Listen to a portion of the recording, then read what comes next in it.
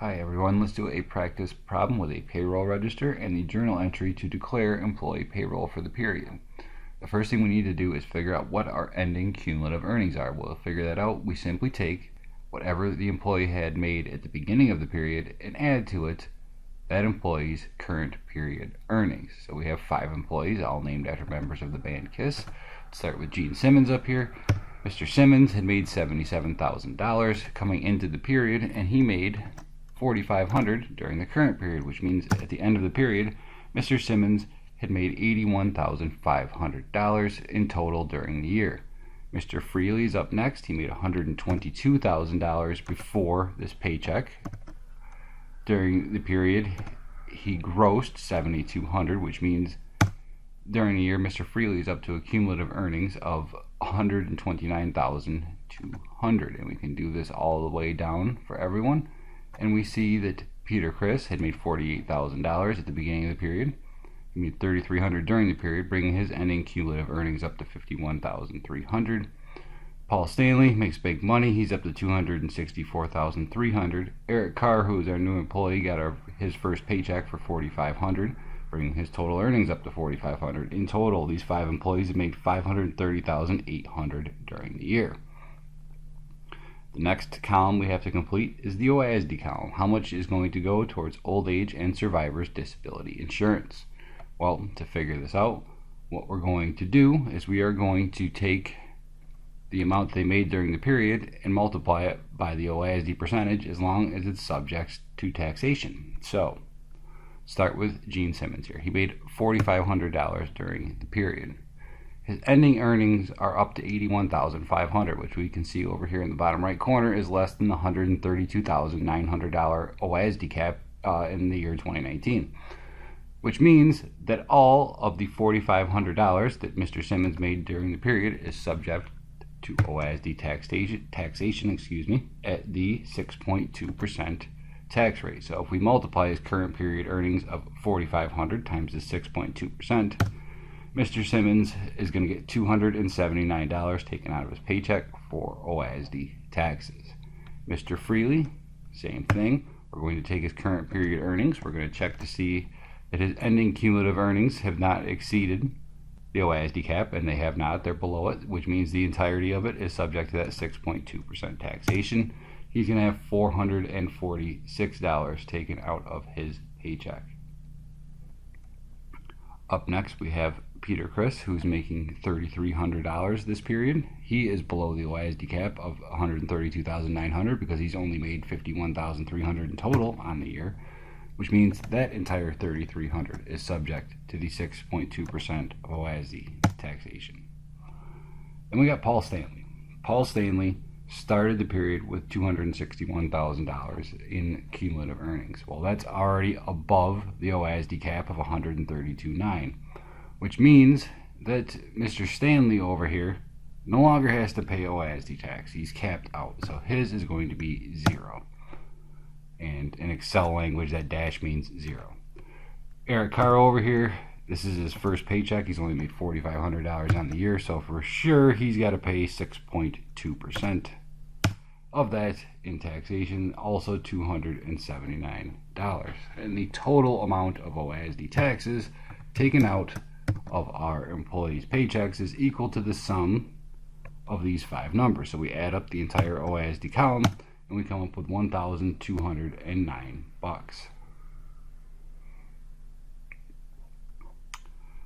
Medicare is up next. Medicare is 1.45% of an employee's first $200,000 in earnings, and then 2.35% of all earnings above $200,000. So let's start with Gene Simmons over here. Mr. Simmons has made $4,500 during the period. He is well below the OASD bonus rate, as they call it, of $200,000, which means he's got to pay 1.45% on all of this. That's going to come out to be $65. Ace Freely made $7,200 during the period. His ending cumulative earnings are still below this $200,000 threshold, which means that the entirety of his paycheck is going to be taxed at 1.45%. Mr. Peter Chris is up next. he's well below the limit as well. So we take the $3,300 in gross pay that he has and multiply that by the Medicare taxation rate of 1.45%. And then we got Paul Stanley. Paul Stanley started the period with $261,000. So when the period started, he was already above the $200,000 threshold, which means all of his earnings during this period are going to be taxed at the bonus rate of 2.35%. So we take that $3,300 and we multiply it by 2.35%. Eric Carr is up next, and Mr. Carr just started here. He's nowhere near our threshold, so we take that and we multiply that by 1.45%. And the total amount of Medicare taxes taken out of our employees' paychecks is equal to the sum of those numbers. Comes out to $360. Income tax is based on a progressive rate on how much you make. Can be difficult to calculate. You need to know things like average taxation rate, etc. Not taught in this course, so I just gave it all to you, as well as any health insurance premiums they have and any other deductions they have.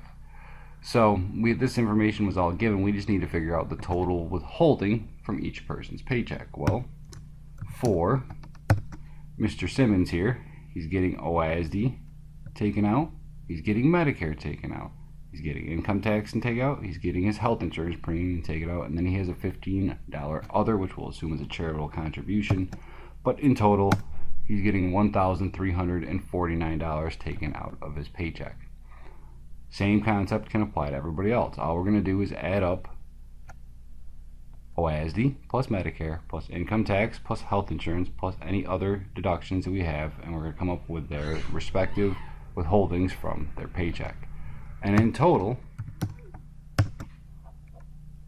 our 5 employees are getting $6,745 withheld from their check.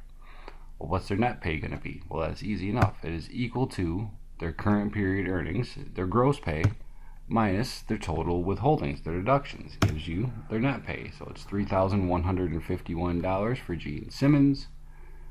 We use that formula for all of them. Again, always taking current period earnings minus total withholdings. We see that Ace Frehley's taking home $5,270. Mr. Chris is taking home $2,382. Mr. Stanley's taking home $2,286.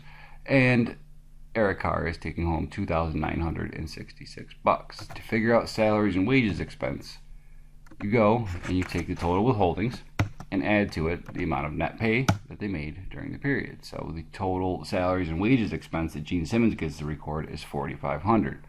And you'll see that's the same as his current period earnings. That's your check. At the end of this, your total withholdings plus your net pay should always be equal to the current period earnings that you had, because it just makes sense. This is how much your gross was, this is how much you got taken out, and net pay is how much you brought home. And if we go through and we check, we see that they are all in fact equal to the current period earnings. So when we get done over here, I'll handle this in. We have $16,055 in net pay our employees are taking, but the company gets to record a total salaries and wages expense of $22,800. I should say briefly over here that I have Excel set up so that it rounds to the nearest dollar. But if you go through, there are actually pennies involved in some of these numbers that are just rounded off. So you're doing the math by hand and it keeps coming out to decimals. Don't feel like it's weird. It typically does. Now that we know all of this, we can record our journal entry. So let's just assume that this is on January 28th. And we're going to start by debiting salaries expense for the amount of total salaries expense we have. Well, what is that? That's over here. It's $22,800. Then we have to create a liability for every deduction that the company had during the period.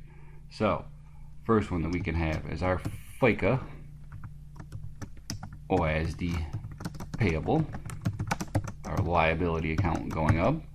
That is going to get credited because it's a liability, and liabilities increase with a credit, for the total amount being withheld for OASD. Next up, we get Medicare. We're going to call that FICA. If I could type FICA Medicare payable. And that is going to be for the total amount equal to our total Medicare. We've got our health insurance payable, and this might have a name of a company. Maybe it's BCBS payable. Who knows? But we'll call it health insurance payable for now. That total was equal to $456. What do I still got in here? I've got our employee income taxes payable, liability account going up, equal to the total amount of income taxes that were taken out, $4,650. And we have our other, and I'm just going to assume for the sake of this problem that they're all charitable donations to the United Way, so we'll call it United Way payable. And that is equal to the total amount of other we have, that's $70.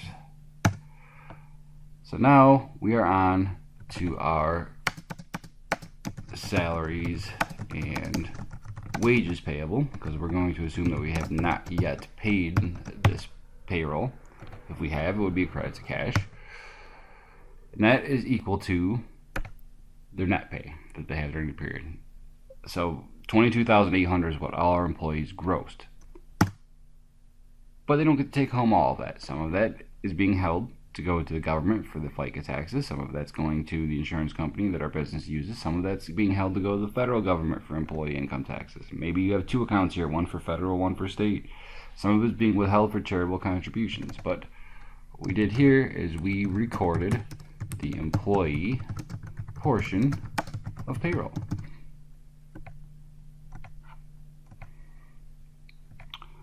And now that we've recorded the employee portion, we can move on to the employer portion. So the employer portion of payroll on January 28th, we have to figure out what employees are going to pay here. Well, let's start with a debit to salaries expense, because we know that we're going to have to pay extra money here, and it gets to go into salaries expense. We have two matching taxes, and those are OASD and Medicare. So the first thing we're going to do is credit our OASD payable account. They call them the matching taxes, which means the amount the employer is going to pay has to be equal to what the employee is paying. And if we go and we look, that was $1,209 over here. Well, we got to match it, so we're going to put the same amount in.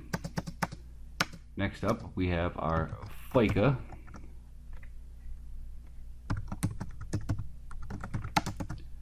Medicare payable, and that is going to be another liability account going up. Also a matching tax, which your first reaction is to go and just copy the number over because it matches, but that doesn't work. Why? It's this bonus over here. Employees have their Medicare rate jumped to 2.35% once they made over $200,000, but employers pay all Medicare wages at the rate of 1.45%.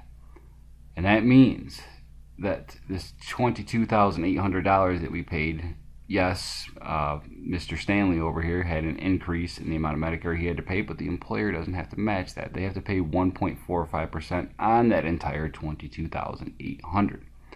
So if we come over here and we take that $22,800 that we made during the period, and we multiply it by that 1.45%, come up with $331. That's the employer portion of it. And then lastly, employers have two taxes they have to pay that employees don't pay. And the first one is SUTA, which is state unemployment. It is 5.4% of an employee's first $7,000 in earnings. Well, if we go back to our table over here, we see that Mr. Simmons, Mr. Freely, Mr. Chris, and Mr. Stanley were all well above $7,000 for the year, which means the employer is done paying SUTA taxes on their wages by the time this payroll rolled around.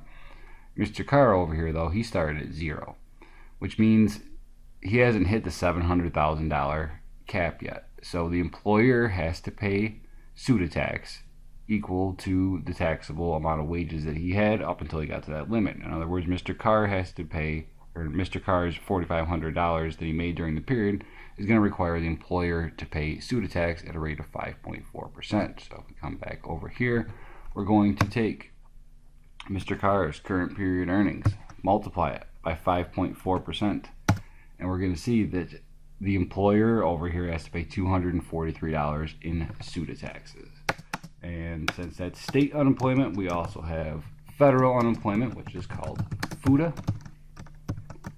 And FUTA is equal to 0.6% of the first $7,000 in earnings. So again, these four, we don't have to worry about it. They started this period with more than $7,000 in earnings. The only person's wages that this employer has to pay FUTA tax on is Eric Carr. So we're going to take his $4,500. We're going to multiply it by 0.6%. And we are going to come up with $27 that this employer has to pay in FUTA taxes when they record the employer portion of payroll. Take care, everybody.